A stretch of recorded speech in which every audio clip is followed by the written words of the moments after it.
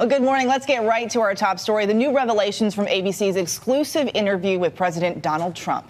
And the president going one-on-one with our chief anchor, George Stephanopoulos, going after former Vice President Joe Biden. With Trump set to formally announce his re-election campaign on Tuesday, he is attacking his potential opponent Biden as, quote, weak, while calling himself ahead in the polls. George really conducted an extraordinary and wide-ranging interview here, even covering what the president has learned in office about UFOs.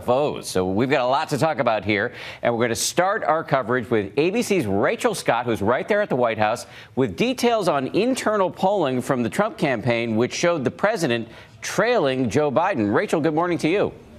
Good morning, Dan. The president's campaign manager is calling that polling data ancient. He says those numbers have since changed to show the president in the lead, but President Trump still has Biden on the brain.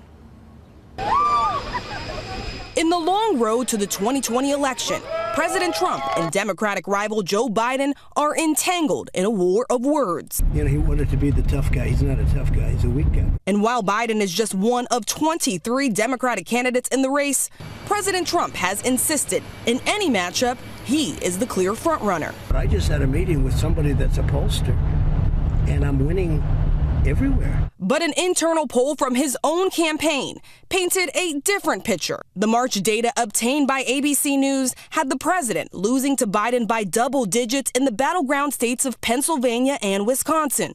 And in Florida, where the president will kick off his re-election campaign in a few days, Biden led by 7 points.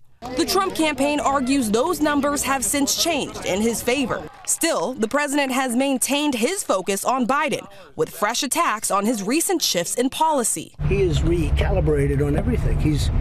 Everything he says he's taken back 2 weeks later because he's getting slammed by the left. Meanwhile, Trump has doubled down on his comments to ABC News earlier this week that he would accept political dirt from a foreign adversary. I think I'd take it.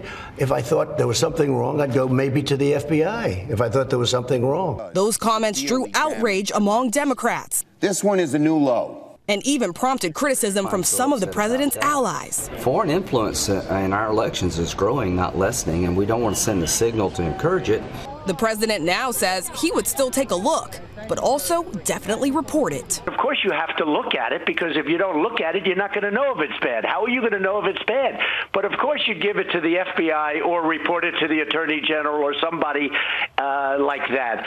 But of course you do that. You couldn't have that happen with our country. Back now live with Rachel at the White House. So President Trump is getting ready to relaunch his presidential campaign on Tuesday. And now the Democrats are getting ready for their first big debate. The DNC has just released that lineup. What can we expect?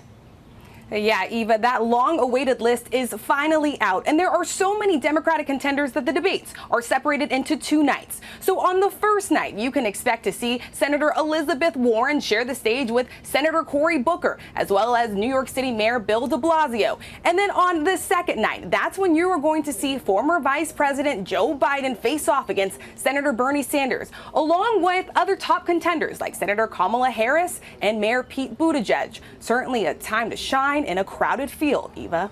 And speaking of a time to shine, can we just take a moment this morning? This is Rachel's first time on GMA. She's been part of our ABC family for several years now, but we are so happy to have you working with us now. Welcome to the team, Rachel. Excited to be here. Thank you, Eva. Rachel Scott for us at the White House.